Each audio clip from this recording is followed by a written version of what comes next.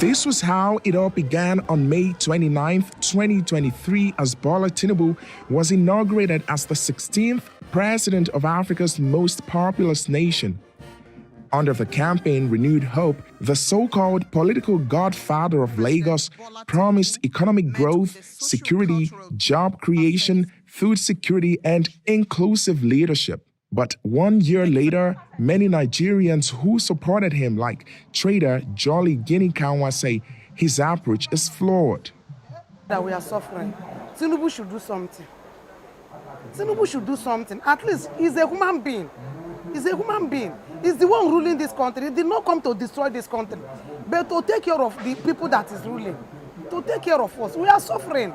Children are crying. Adults are crying. President Tinubu introduced controversial policies, including the scrapping of decades-long fuel subsidy payments and floating the naira against other world currencies shortly after taking office. Transportation and food prices have soared, leading to an annual inflation rate of 34%. Tinubu has assured Nigerians he'll fix inflation and address the economic challenges. This week, the president announced free train rides for 6 months as he opened a new metro station in Abuja to mark his first year in office.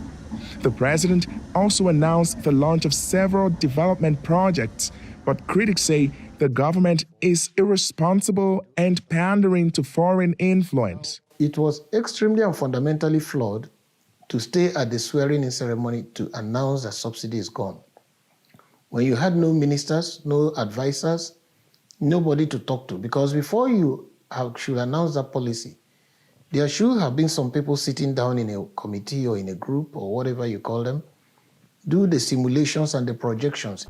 Nigeria's security situation is also getting worse under Tinubu.